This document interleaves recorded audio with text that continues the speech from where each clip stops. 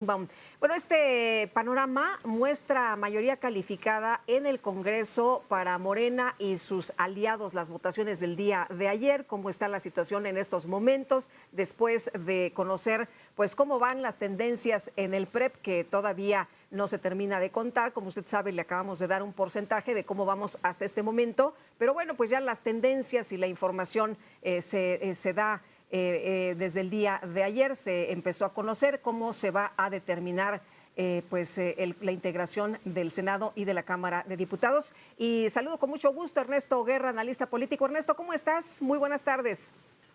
Buenas tardes, estimada Lupita. Pues con esta fiesta democrática, ¿no? Que ya concluyó, ya tenemos resultados, tenemos una tendencia muy clara, hay un conteo rápido con una estimación muy importante y francamente, pues esto que decías tú sobre la participación, ¿no?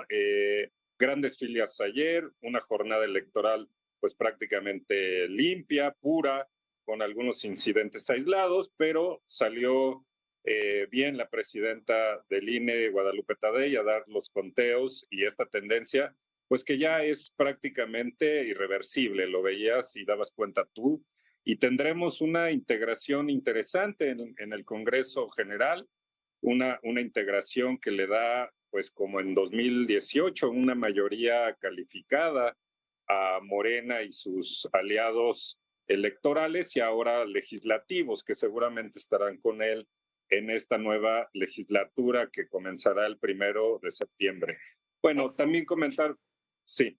Sí, Ernesto, te quisiera preguntar, perdón por la interrupción, ¿esto qué significa para pues ya sabes, hay muchas iniciativas que se tienen pendiente por parte del presidente López Obrador y de hecho ha expresado el día de hoy impulsarlas pues antes de que concluya su mandato? Esto significaría que el presidente, al tener mayoría, pues sería mucho más fácil, sería prácticamente pues ahora sí que un trámite.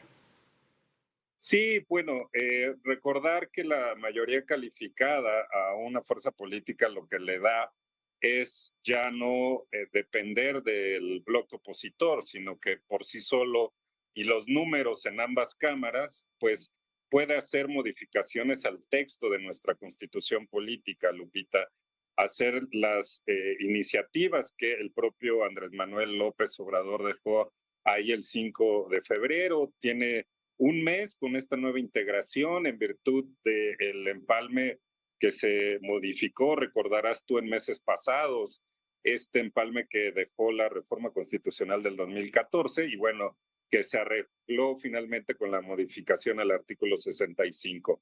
Bueno, pero si es por la iniciativa del presidente o por la propia presidenta electa, pues ya lo podría hacer, ¿no? Es decir, todo este cúmulo de iniciativas y las que pues para su proyecto convenga, pues las podría realizar sin necesidad de la oposición en virtud de los límites máximos y mínimos que les dio el conteo rápido, pues tendrán una mayoría amplia, una mayoría calificada, y eso permitirá tener la aprobación y también, Lupita, hay que decirlo, la aprobación en los congresos locales, porque recordarás que para una modificación del texto de la Constitución deben pasar no solo por Cámara de Diputados y el Senado, sino también por al menos 17 entidades de la República, es decir, 17 congresos locales. Por eso la valía de las elecciones también locales y donde seguramente, de acuerdo a los preps que vimos ayer, pues sí hay una tendencia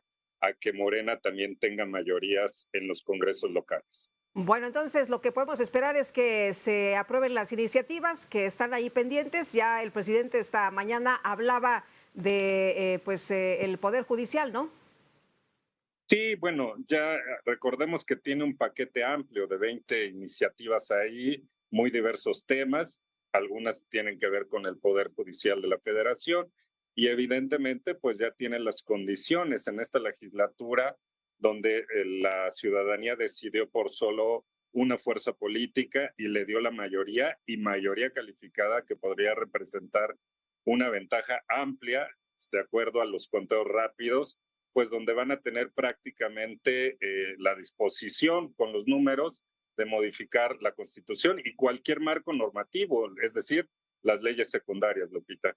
Ahora sí funcionó esta campaña a favor del Plan C, Ernesto, que tanto se difundió, ¿no? Que tanto se habló. Y como tú dices, bueno, pues ahora la decisión estuvo en manos de la gente después de que hubo esta propuesta en las campañas electorales.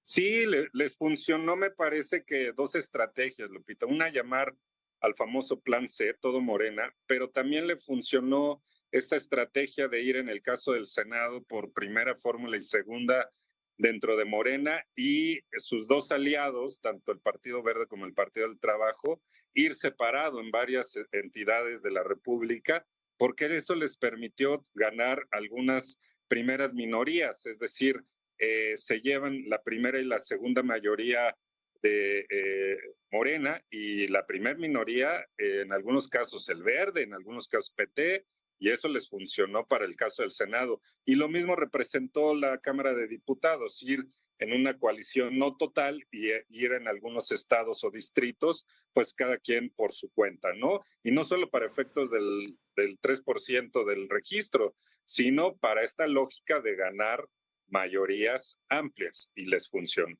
Muy bien, pues Ernesto Guerra, como siempre, aprecio mucho que puedas platicar con nosotros. Muy buenas tardes. Buenas tardes y a la orden, Lupita. Gracias, hasta luego.